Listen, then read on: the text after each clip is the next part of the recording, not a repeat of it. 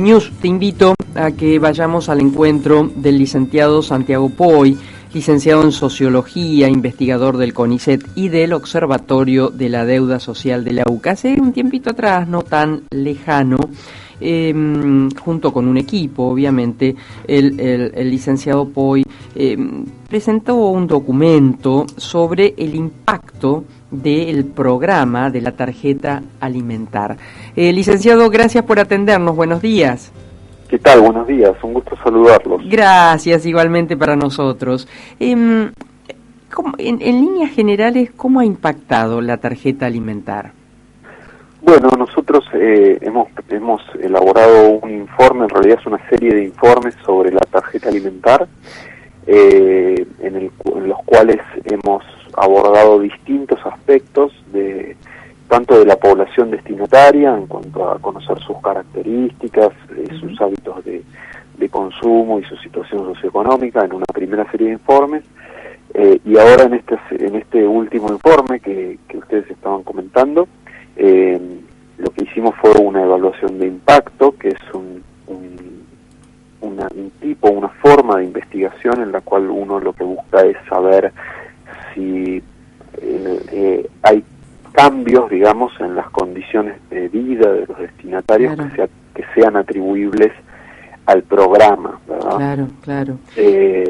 Lo cual requiere un tipo de diseño de investigación específico, y lo que hemos visto es básicamente, o lo que hemos evaluado, justamente el impacto de la tarjeta en distintas dimensiones que tienen que ver con, por un lado, la situación de inseguridad alimentaria. Si quiere vamos por partes. Sobre eso, ¿qué observaron sobre la inseguridad alimentaria? Observamos un efecto importante de la tarjeta alimentar en cuanto a la reducción de la inseguridad alimentaria. Para dar un poco más de información, digamos, la evaluación de impacto lo que hace en general es comparar a los destinatarios con un grupo que se le parece, ¿verdad?, pero que no recibe la transferencia. Claro.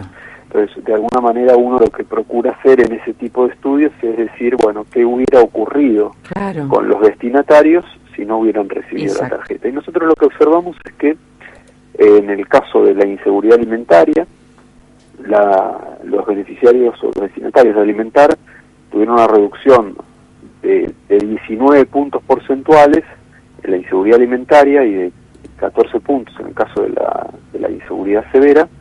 Esto significa algo así como decir que de no haber sido por la tarjeta hubieran tenido justamente 19 puntos más de inseguridad alimentaria.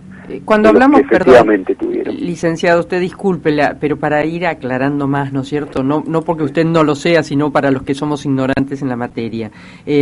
Cuando usted dice inseguridad alimentaria, ¿es aquellos que comen salteado? No, es muy importante la pregunta. Claro. La inseguridad alimentaria que nosotros la medimos con una escala que lo que hace es evaluar la existencia de distintas situaciones en las cuales hay insuficiente acceso a los alimentos, que van desde es un gradiente, ¿no?, que va desde el haber tenido que saltear comidas hasta haber experimentado situaciones de hambre por falta de alimentos, ¿no? Claro. Y lo severo sería esto. El severo sería este último umbral en el cual es un subgrupo, digamos, dentro de las personas que han tenido inseguridad alimentaria. Esto es insuficiencia en cuanto al acceso a los alimentos, pero en ese caso ya digamos, en la existencia de experiencias de hambre por motivos económicos, ¿no? Licenciado Poy, y la pregunta es, en este target lamentable, ¿no?, de inseguridad alimentaria, ¿cuántos argentinos hay aproximadamente? Bueno, en realidad uno ahí debería hacer la cifra exacta. No la tengo ahora en este momento como para decirte, porque habría que estos informes, este es un informe alimentar, y los informes del observatorio han salido con respecto al año 2020, pero no tengo la cifra exacta ahora. Está bien, no hay ningún inconveniente, pero sabemos que al haber una proporción tan elevada de pobreza en todos los niveles, inclusive asalariados pobres, bueno, debe ser bastante alta, ¿no? Es una cifra que en general, está cerca de la cifra de indigencia, claro. Que de acuerdo a la última estimación de la indigencia es justamente la falta de ingresos para las 4 comidas, canasta de alimentos, claro, ¿no? Entonces está muy correlacionada con la situación de inseguridad alimentaria. La indigencia está alrededor del 10% de la población, así que estamos hablando, en cuanto a indigencia, estamos hablando de alrededor de 4,5 millones de personas, ¿no? A nivel nacional, si uno agarra esa cifra y la expresa a nivel nacional. Claro. Licenciado, perdón, la interrupción, usted nos venía contando sobre, bueno, por un lado, esto que es la inseguridad alimentaria y cómo afectó positivamente, asistiendo a una comida o a aquellos que no comían a tenerla, a prodigarla, entre un 19 y un 14%. Después, el otro tema me parece que han medido también es qué tipo de alimentos llegó a estos estómagos. Exacto. Lo que nosotros hicimos fue utilizar una aproximación que ha sido validada, digamos, con nutricionistas.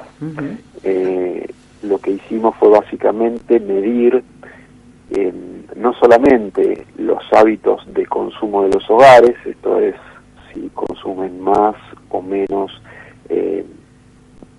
ciertos grupos de alimentos, ¿no? Sino también utilizar unas escalas de calidad nutricional, de calidad de la dieta, en realidad, que lo que miden es la suficiencia de ciertos grupos de alimentos en niños, niñas y adolescentes. Esto es el consumo, por ejemplo, adecuado de frutas, de verduras, de carnes, de lácteos en niños, niñas y adolescentes, lo cual se mide básicamente con escalas de consumo diario.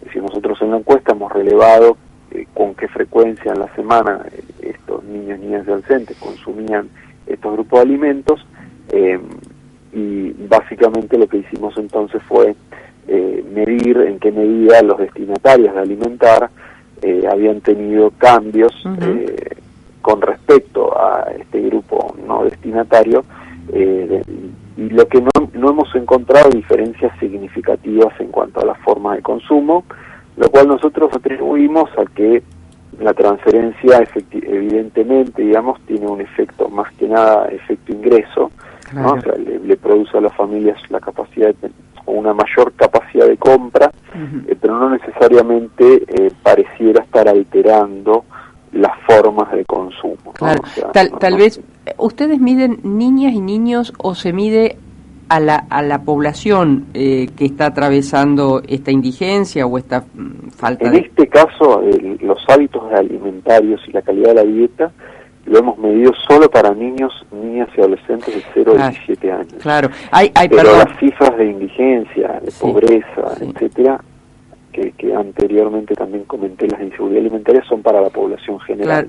Claro. Pensaba al escucharlo, licenciado Poy, que tal vez no haya cambio en la alimentación porque al obtener ese dinero se compra para que estire y coman todos, no solamente los niños y adolescentes. Sí, es una buena apreciación. Nosotros creemos también que lo que está ocurriendo es que, es decir, para que los hábitos de consumo cambien, es necesario que ocurran pausas, ¿no?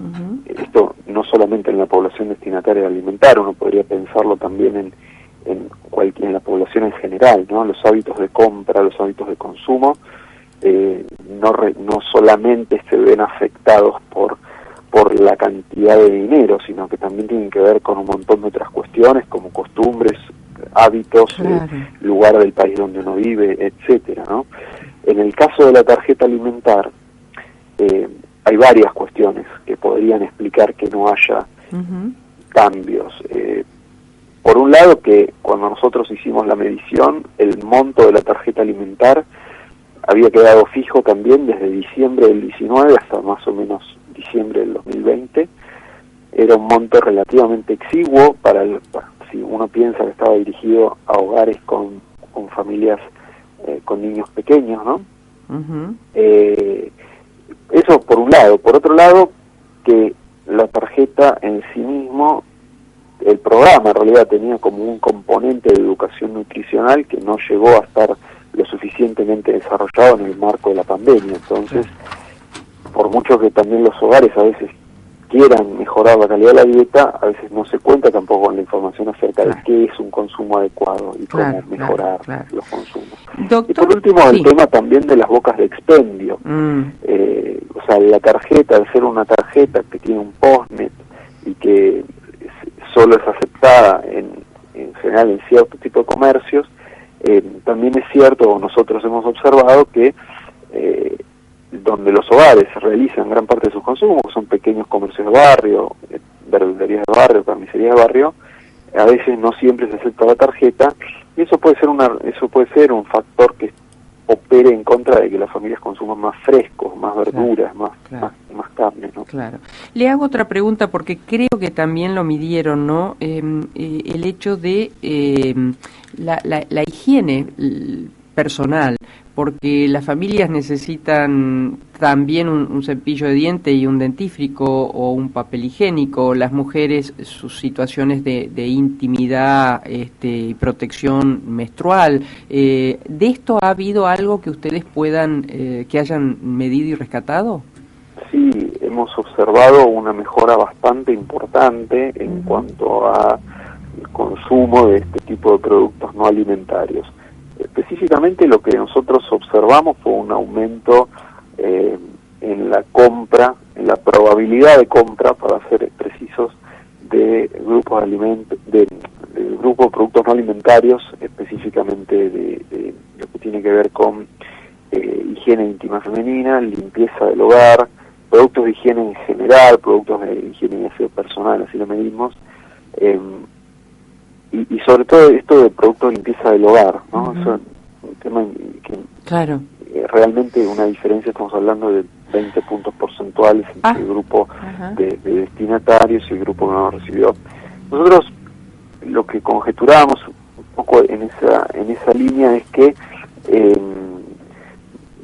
digamos, como nosotros hicimos la evaluación en un contexto en cual en el contexto de pandemia y específicamente en el contexto de cuarentena importante entre julio y octubre del año pasado, es muy probable que las familias hubieran tenido que redirigir una gran parte de su gasto a ese tipo de productos. Es decir, que haya habido una especie de efecto sustitución donde la transferencia también se utilizó para la compra de ese tipo de productos que eran más requeridos también por parte de los hogares en ese contexto. Y la verdad que se vieron en todos los casos efectos muy positivos que bueno, atribuimos muy específicamente a este contexto. Habrá que ver si este año retomamos las mediciones, si esos efectos se mantienen, ¿no? Le hago una última pregunta y aludiendo a su experiencia, usted es sociólogo, además de todo esto, ¿en qué situación estamos hoy a nivel de la pobreza y nuestro potencial para reducirla? Bueno, nosotros, a ver, es una pregunta importante porque, es decir, estamos entrando en una fase nueva, de alguna manera dejando una etapa como la que fue el año pasado, donde la cuarentena, las restricciones a la movilidad provocaron un efecto socioeconómico muy negativo. Lo que estamos viendo es que los niveles de pobreza bien altos, estamos hablando de que en el primer trimestre del 2021 estuvieron, pobreza monetaria estoy hablando, ¿no? Sí. Aproximadamente en el 40%, lo cual es una cifra alta si uno considera que en el 2019 en promedio se estaba en torno al 34%, es decir, es un incremento importante, donde si bien la pandemia provocó un incremento, no vemos que estemos en una tendencia a la baja en ese sentido.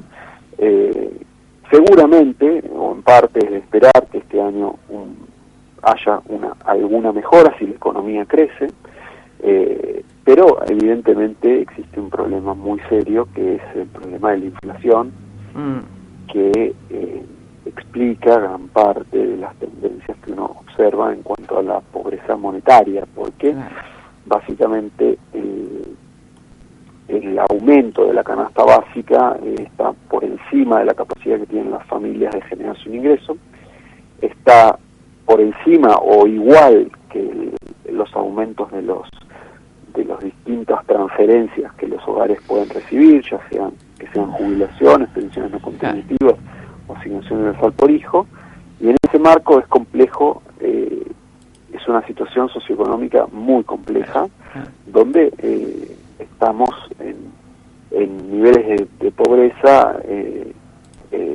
donde básicamente hemos perdido más de una década en Argentina, ¿no? O sea, se había logrado cierta reducción y ahora estamos en niveles altos que va a costar que se reduzcan, porque se necesita crecer económicamente para que la pobreza baje, porque es básicamente un fenómeno monetario o económico. La parte, si se quiere, positiva o menos preocupante es que, a diferencia de otros momentos del pasado, existe una red importante de protección social que, bueno, justamente está muy enfocada en atender las situaciones más graves, como por ejemplo la pobreza extrema, es decir, la indigencia o las situaciones de inseguridad alimentaria, y en ese sentido hay esas políticas constituyen como una especie de red que bueno, no existía hace 20 años en Argentina o en otras crisis económicas que el país ha tenido, ¿no? Licenciado, un placer conversar con usted, ¿eh? Muchísimas gracias. Muchísimas gracias a ustedes. Bueno, el licenciado Santiago Poy, licenciado en Sociología, investigador del CONICET y del Observatorio de la Deuda Social de la UCA.